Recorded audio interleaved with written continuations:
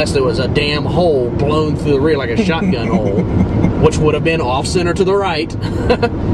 And boom, it was absolutely perfect. The system and it's Pete's work. Okay, so don't get me wrong, it's Pete's brain that is shoved into a program that can spit all this kind of an information out, and told me exactly where the leak was. It was fucking phenomenal to find out where that, all that information that fast was able to be found by something that doesn't have eyes or ears and tell you exactly where it was. It was absolutely awesome.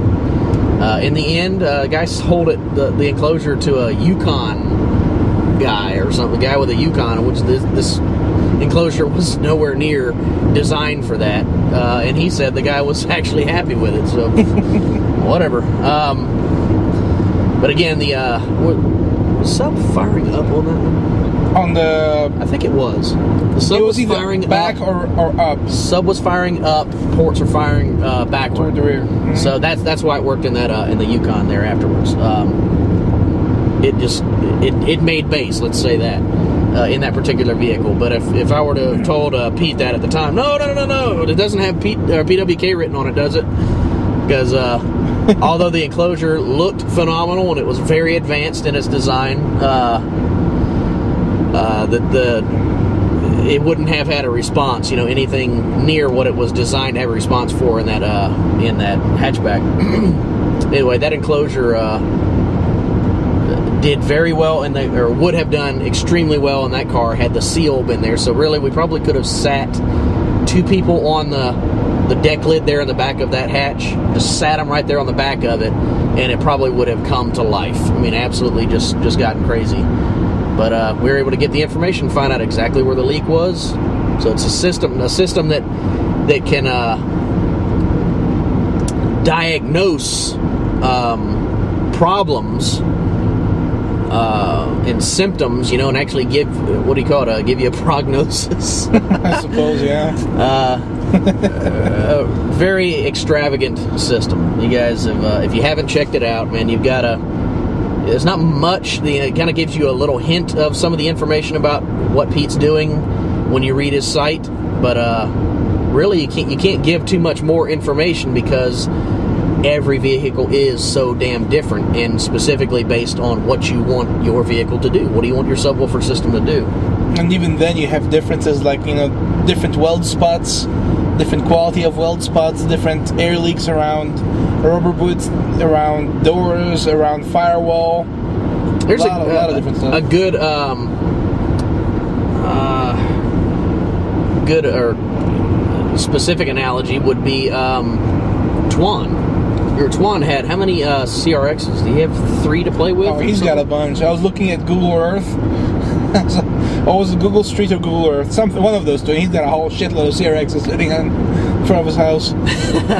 Well, Twan was a salesman at Advanced Car Creations out of Garden Grove, California. He was a dealer of ours. And Twan was really big into competition. And back in the day, you guys were doing enclosures under Team Toxic Base, if I'm not mistaken. And we're just, lighting people's asses on fire. When it came to competition, they were just whooping people left and right. But he had 3 or 4 or whatever of these CRXs, and I think that they were all the same style CRX, be it an HF or whatever. I mean, they were supposed to be identical cars. And they had fluctuations upwards of like 4 decibels, he was telling me.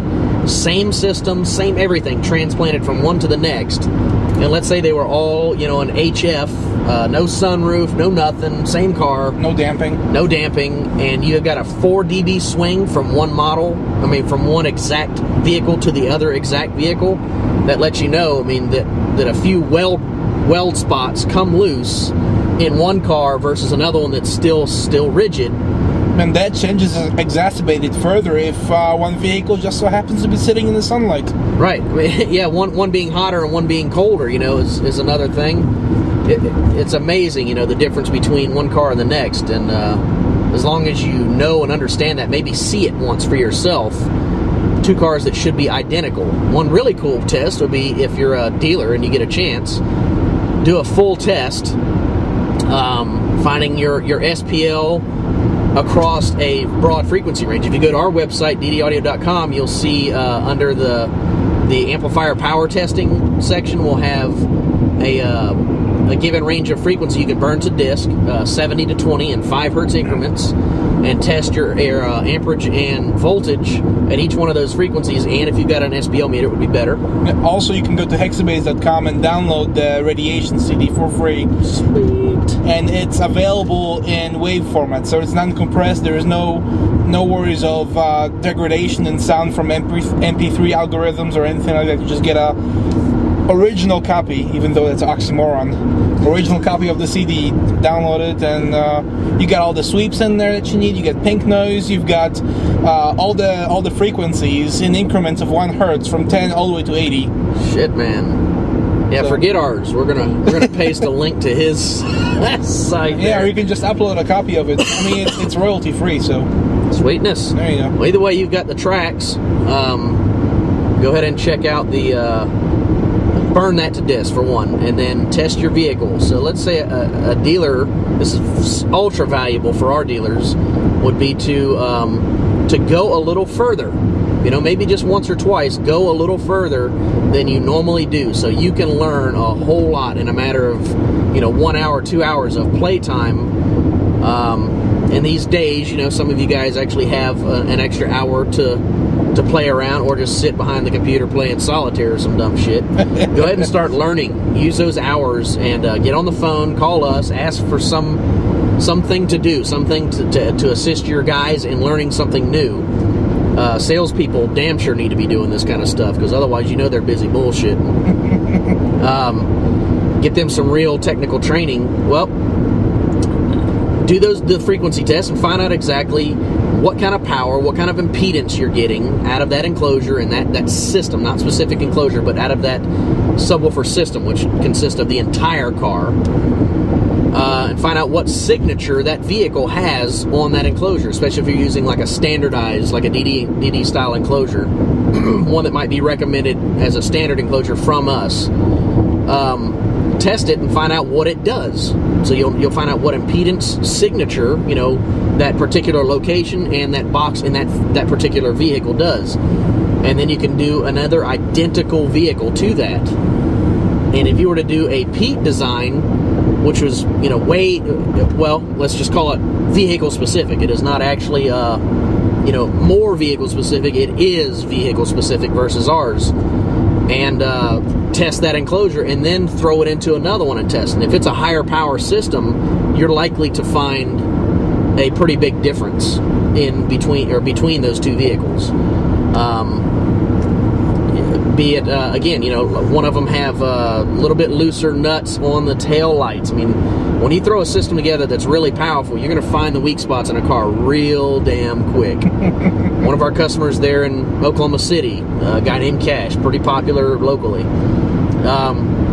Cash has got a Monte Carlo SS. Ended up with two 3515s in the trunk of that one that blew both of his taillights out, completely out of the car, and split the fenders right there at the top of his wheel wells on the outside. Just started splitting cracks right up the back. It literally looked like his car was trying to back half itself and just come loose from the rest of the vehicle. What broke on your Civic, by the way? My Civic, with our design, with 3/8 in it, which it's loud, okay, but it's 3/4 looks, 1/4 loud, apparently. But everybody seems to still be impressed with it, which is really good, because there was a lot of time in that box. That one took about a year to a year and a half to start really splitting the spoiler that's on my Civic. So maybe we'll get a close-up of that here in a week or so. Real close, you can pry back on the spoiler, and you'll see on both sides the front half of the spoiler pedestals on both left and right are split. I mean, completely to at least halfway back. So there's an 1/8 gap at the front of it. And then once we put the 2/8 horn, which was a Pete design, PWK design, as soon as we put that in the car, it was 15 seconds later that something that had no stress, really introduced to it,